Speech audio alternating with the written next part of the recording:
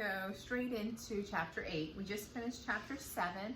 It's a short one, and they're on the planet of Kamazats. And we just got introduced to a new character, the man with the red eyes. And Charles Wallace seems to be given in to his charm, should I say, or hypnosis. Hopefully not completely, but this chapter here is called The Transparent Column. It's a quick chapter, so I thought we'd go ahead and go right into this one, and it just continues to build on the plot. Here we go. It's raining outside here, so it's a perfect time to be reading, and Shelby likes to be comfortable and cuddled up, especially during the rain. Okay. Charles Wallace sat there, tucking away turkey and dressing as though it were the most delicious thing he had ever tasted. He was dressed like Charles Wallace. He looked like Charles Wallace. He had the same sandy brown hair, the same face that had not yet lost its baby roundness. Only the eyes were different, for the black was still swallowed up in blue. But it was far more than this that made Meg feel that Charles Wallace was gone, that the little boy in his place was only a copy of Charles Wallace, only a doll. She fought down a sob. "Where is he?" she demanded of the man with red eyes. "What have you done with him? Where is Charles Wallace?" "But my dear child, you are hysterical," the man thought at her. "He is right there, before you, well and happy, completely well and happy for the first time in his life, and he is finishing his dinner, which you also would be wise to do." "You know it isn't Charles," Meg shouted. "You got him somehow." "Hush, Meg, there's no use trying to talk to him," Calvin said, speaking in a low voice into her ear. "What we have to do is hold Charles Wallace tight. He's there somewhere underneath, and we mustn't let them take him away from us." "Help me hold him, Meg. Don't lose control of yourself. Not now. You've got to help me hold Charles." He took the little boy firmly by one arm, fighting down her hysteria. Meg took Charles's other arm and held it tightly. "You're hurting me, Meg," Charles Wallace said sharply. "Let me go." "No," Meg said grimly. "We've been all wrong." Charles Wallace's voice, Meg thought, might have been a recording. There was a canned quality to it. "He isn't an enemy at all. He's our friend." "Nuts," Calvin said rudely. "You don't understand, Calvin," Charles Wallace said. "Mrs. Whatsit, Mrs. Who, and Mrs. Which have confused us. They're the ones who are really our enemies. We never should have trusted them for a minute." He spoke in his calmest, most reasonable voice, the voice which infuriated the twins. He seemed to be looking directly at Calvin as he spoke, and yet Meg was sure that the bland blue eyes could not see, and that something else was looking at Calvin through Charles. Now the cold, strange eyes turned to her.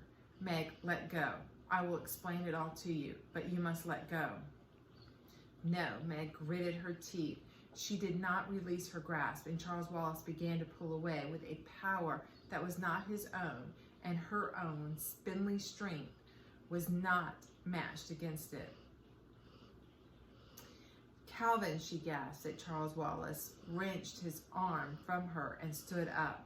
Calvin, the athlete, Calvin, the boy who split firewood and brought it in for his mother, whose muscles were strong and controlled, let go Charles Wallace's wrist and tackled him as though he were a football. Meg, in her panic and rage, darted at the man on the chair, intending to hit him as Charles Wallace had done, but the black-smocked men were too quick for her, and one of them held her with his arms pinioned behind her back. "Calvin, I advise you to let me go," came Charles Wallace's voice from under Calvin.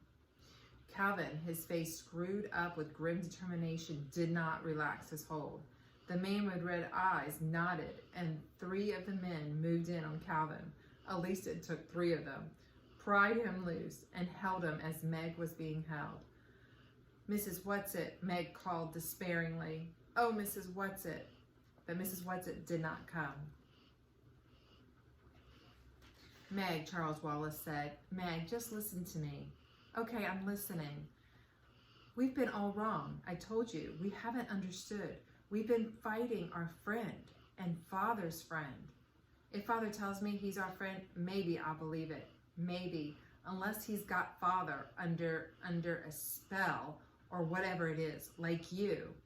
This isn't a fairy tale. Spells indeed, Charles Wallace said.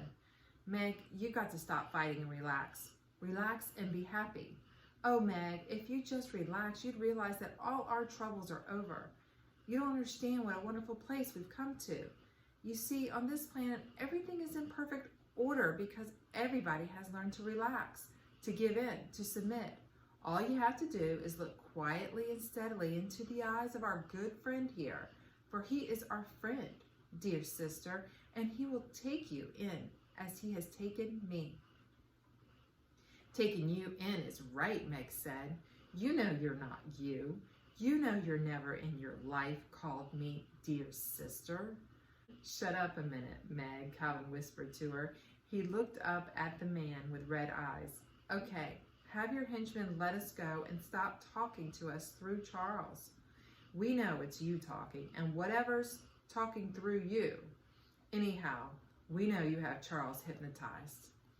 A most primitive way of putting it, the man with red eyes murmured. He gestured slightly with one finger, and Meg and Calvin were released. Thanks, Calvin said wryly. Now, if you are our friend, will you tell us who or what you are? It is not necessary for you to know who I am. I am the prime coordinator. That is all you need to know.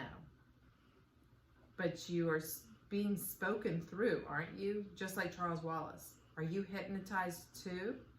I told you that was too primitive of a word without the correct connotations. Is it you who are going to take us to Mr. Murray? No, it is not necessary, nor is it possible for me to leave here. Charles Wallace will conduct you. Charles Wallace? Yes. When? Now. The man with red eyes made the frightening grimace that passed for his smile. Yes, I think it might as well be now. Charles Wallace gave a slight jerk of his head, saying, "Come," and started to walk in a strange, gliding, mechanical manner. Calvin followed him. Meg hesitated, looking from the man with red eyes to Charles and Calvin. She wanted to reach out and grab Calvin's hand, but it seemed that ever since they had begun their journeyings, she had been looking for a hand to hold.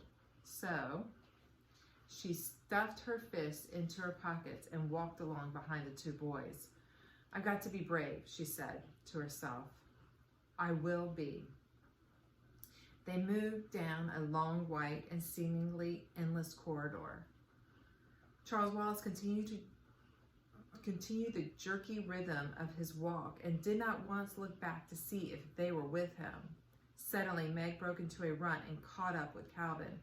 Cal, she said, listen, quick. Remember Mrs. Whatsit said your gift was communication, and that was what she was giving you. We've been trying to fight Charles physically, and that isn't any good. Can't you try to communicate with him? Can't you try to get to him? Golly day, you're right. Calvin's face lit up with hope, and his eyes, which had been somber, regained their usual sparkle. I've been in such a swivet. It may not do any good, but at least I can try. They quickened their pace until they were level with Charles Wallace. Calvin reached out for his arm, but Charles flung it off. Let me alone, he snarled. I'm not going to hurt you, old sport, Calvin said. I'm trying to be friendly. Let's make it up, huh? You mean you're coming around, Charles Wallace asked. Sure, Calvin's voice was coaxing. We're reasonable people, after all. Just look at me for a minute, Charlie Buss. Charles Wallace stopped and turned slowly to look at Calvin with his cold, vacant eyes. Calvin looked back, and Meg could feel the intensity of his concentration. An enormous shudder shook Charles Wallace. For a brief flash, his eyes seemed to see. Then his whole body twirled wildly and went rigid. He started his marionette's walk again. I should have known better, he said. If you want to see Murray, you'd better come with me and not try any more hanky-panky. Is that what you call your father, Murray? Calvin asked. Meg could see that he was angry and upset at his near success. Father.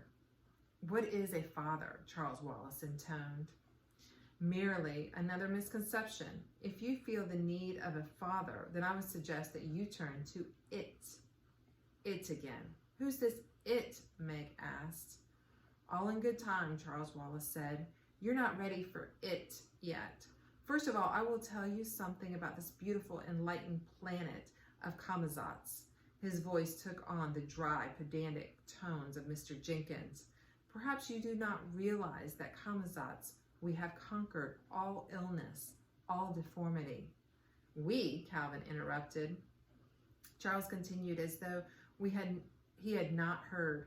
And of course he hadn't, Meg thought. We let no one suffer.